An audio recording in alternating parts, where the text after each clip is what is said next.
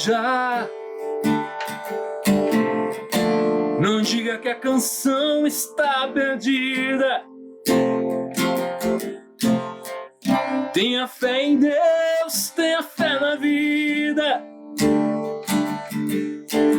Tente outra vez.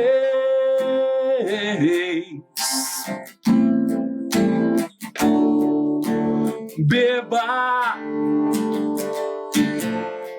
pois a água viva ainda tá na fonte. Você tem 2 pés pra cruzar a ponte. Nada acabou, não, não, não. Tente. Levante sua mão sedenta e recomece a andar. Não pense que a cabeça aguenta se você parar. Não, não, não. Há uma voz que canta, há uma voz que dança, há uma voz que gira, bailando no ar.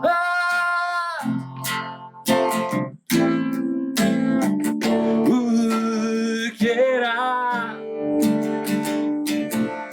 Basta ser sincero e desejar profundo.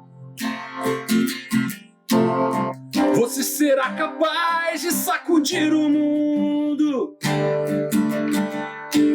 Tente outra vez. Tente. Não diga que a vitória está perdida. Se é de batalhas que se vive a vida. Tente outra vez.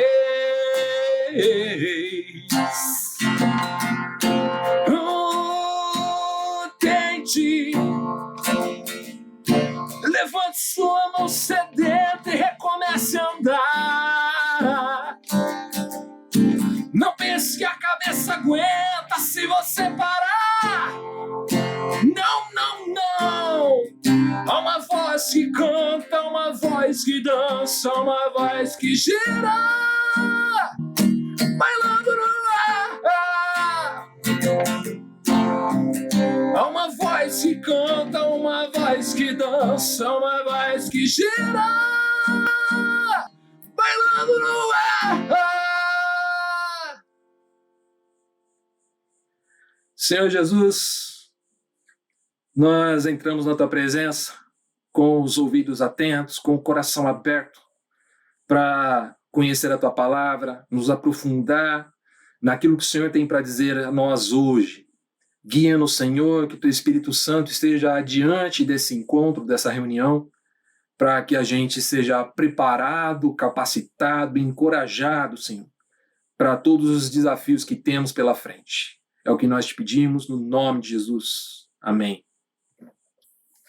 Bom, essa música eu acho difícil alguém que não a conheça.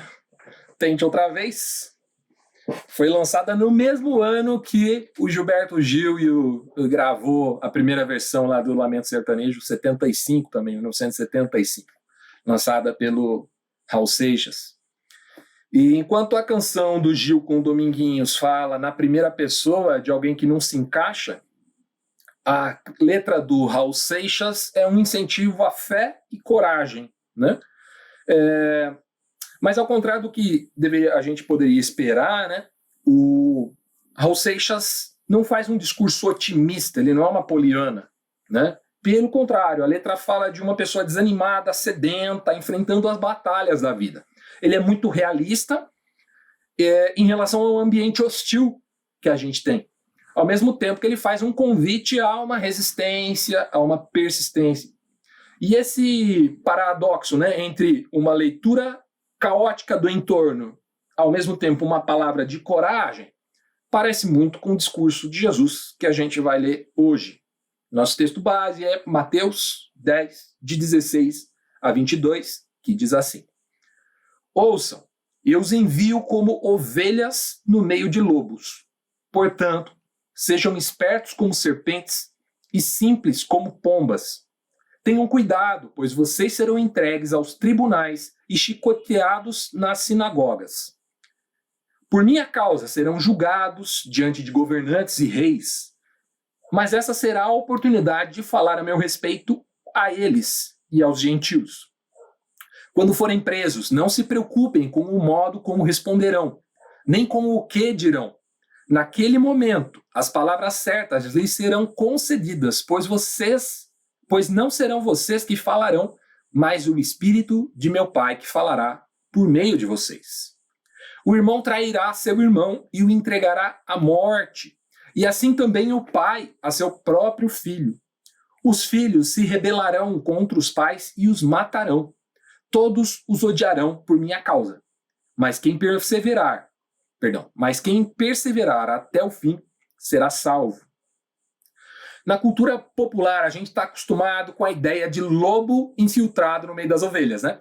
A gente conhece aquela figura clássica do lobo com pele de cordeiro, né? Que a gente fala, que é o lobo, ele vem, mata uma ovelha, ou pega uma ovelha, né, já doente, coloca a pele da ovelha sobre as costas, consegue se infiltrar no meio de um rebanho, e aí ele faz um estrago, né? Porque daí ele ataca várias ovelhas. Existe uma música do Fruto Sagrado também, falando sobre falsos pastores, que se chama Lobo, e faz exatamente essa ponte aí. Lobo na pele de cordeiro é lobo mau, né? O Marcão cantava, né? Lobo na pele de cordeiro é lobo mau, e esse cara vai se dar mal. Aí, enfim, a gente está acostumado com essa ideia. O lobo infiltrado no meio das ovelhas. Mas aqui Jesus, só para variar, faz o caminho inverso. Ele nos envia como ovelhas infiltradas no meio dos lobos. Ao invés de caçadores, nós é que somos as presas, enviadas para o meio dos caçadores. Nós é que somos os vulneráveis. O Brian Zand, um teólogo que eu gosto muito, tenho lido bastante ultimamente, ele tem um texto muito antigo, que chama Meu Problema com a Bíblia. E, entre muitas coisas, tem esse trecho que eu vou citar aqui. Ele diz assim: uma das coisas mais marcantes da Bíblia é que nela encontramos a narrativa contada a partir da perspectiva dos pobres, dos oprimidos, dos escravos, dos conquistados, dos ocupados, dos derrotados. Ele está citando o quê? O próprio Jesus, seus discípulos, o povo judeu em diáspora, o povo hebreu em diáspora, e por aí vai, né? Sendo oprimidos pelos babilônicos, pelos egípcios e etc. Isso é o que torna a Bíblia profética, ele vai dizer. Sabemos que a história é escrita pelos vencedores, e isso é verdade, exceto pela Bíblia. Nela é o oposto. Esta é a genialidade subversiva dos profetas hebreus. Eles escreveram de uma perspectiva de baixo para cima. Então, o convite de Jesus não é para que a gente seja o dono da parada, né? Aqueles que vêm impor. Pelo contrário, ele nos envia como ovelhas, como vítimas, como vulneráveis infiltrados no meio daqueles que podem nos fazer mal. Isso é muito doido, parece surreal. E aí ele vai dar algumas instruções sobre isso. A primeira instrução que Jesus vai dar está nos versos 16 e 17.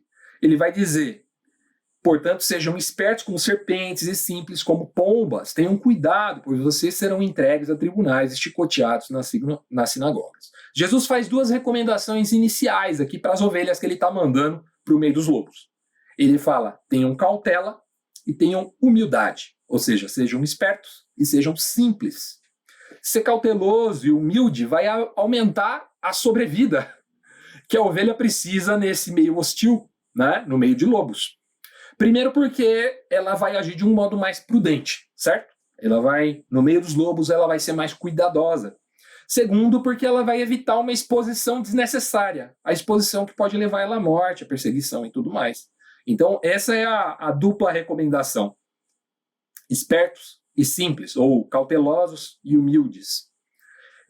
Algo muito similar com isso viveram aqueles dois espias que Josué enviou para dentro das muralhas de Jericó, né? Vocês conhecem a história. Eles estavam cercando Jericó, que era uma cidade fortificada com muralhas muito grandes, e Josué, que era o líder depois da morte de Moisés, ele manda 2 espias para dentro das muralhas para conhecer a cidade, saber qual era a estrutura que a cidade tinha para ser invadida, se eles iriam conseguir invadir. Os 2 espias foram cautelosos e discretos, né? Caso contrário, eles teriam fracassado na sua missão, que hoje, né, depois do Novo Testamento, a gente consegue enxergar que a missão daqueles 2 homens ali era resgatar Raabe, né? A meretriz, a prostituta, que eles resgataram de lá de dentro e foi escolhida por Deus para fazer parte da genealogia do próprio Jesus. Segunda recomendação que Jesus vai fazer nesse texto de Mateus 10 é: confie em Deus. Ele vai dizer assim, os versos 18 a 20. Por minha causa serão julgados diante de governantes e reis, mas essa será a oportunidade de falar a meu respeito a eles e aos gentios. Quando forem presos, não se preocupem com o modo como responderão, nem com o que dirão. Naquele momento as palavras certas lhes serão concedidas, pois não serão vocês que falarão, mas o Espírito do meu Pai falará por meio de vocês. Jesus está prevendo aqui a prisão e interrogatório dos seus discípulos. Ah, que divertido, né? Jesus está mandando eles como ovelhas para o meio de lobos, a gente não pode esquecer. Então eles não teriam uma vida fácil, né? Assim como é o mesmo que está reservado para nós, se nós queremos seguir Jesus de verdade, né? Paulo vai dizer isso a Timóteo, diz: todo aquele que deseja seguir piamente a Cristo sofrerá perseguição. Então Jesus está dizendo também aos seus discípulos: olha, vocês vão ser presos, vão ser julgados, mas não se preocupem, confiem em Deus. O salmista vai dizer lá, Salmo 46, um salmo bem famoso, que é até uma música do Ademar de Campos, né? Deus é socorro presente na angústia. Então, no momento de dificuldade, de opressão, Deus está conosco. Ele participa da nossa dor e está ao nosso lado. O Salmo 23, clássico, né? Deus está conosco no meio de trevas e de morte. Ainda que eu ande pelo vale da sombra da morte, não temerei mal algum, porque tu estás comigo, tua vara e teu cajado me consolam. Isaías 57 vai dizer que Deus habita com os quebrados, ou com os quebrantados, aquelas pessoas que já não veem expectativa, já não veem perspectiva de melhora. Deus habita com os quebrantados. E o texto ainda vai dizer que Deus resiste aos soberbos. Então, além de Deus estar com aquele que é quebrado, olha só como conecta com a menção de Jesus para sermos humildes como as pombas. Ele resiste ao soberbo. Então, de que adianta a gente ser soberbo? É melhor ser humilde e quebrado, que aí Deus está conosco.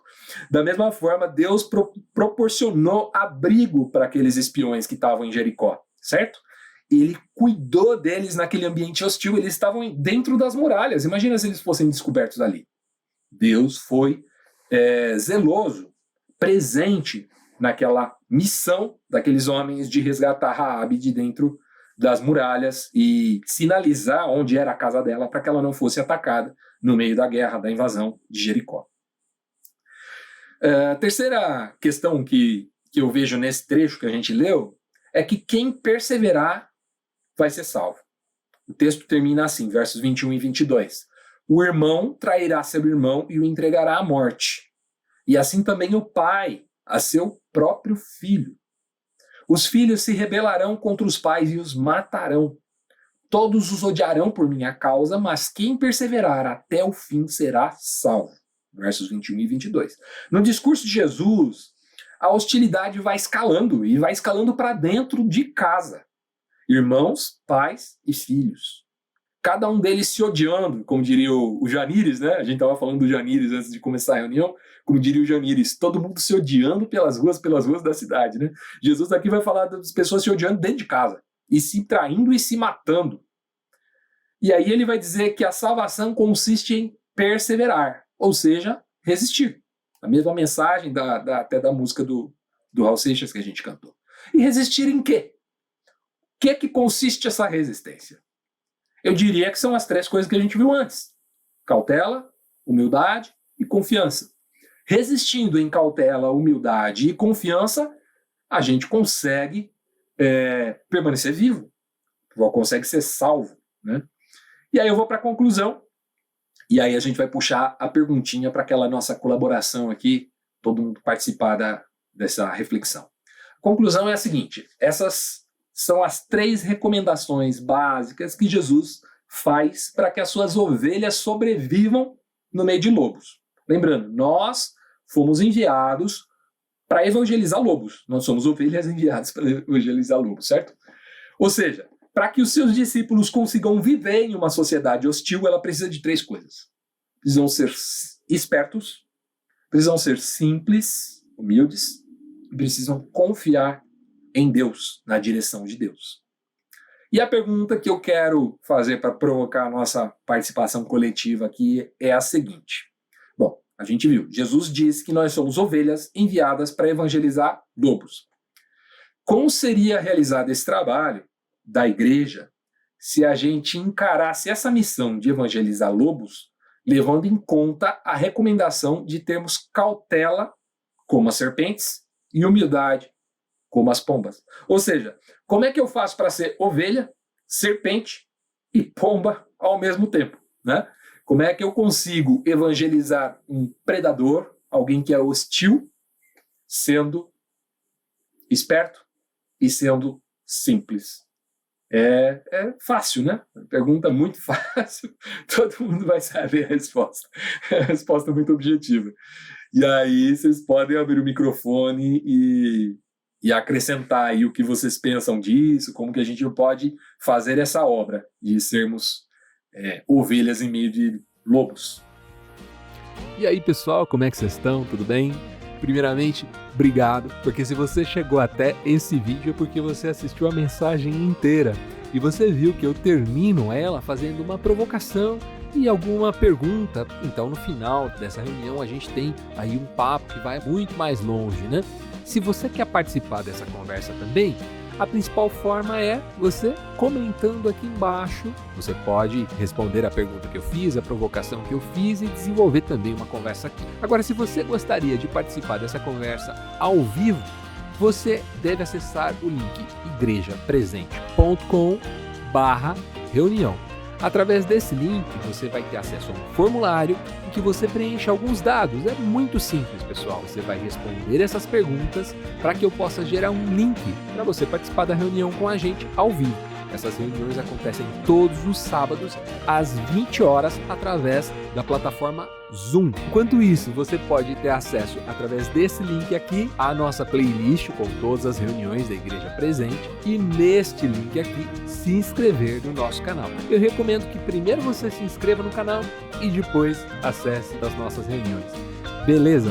Tchau, tchau.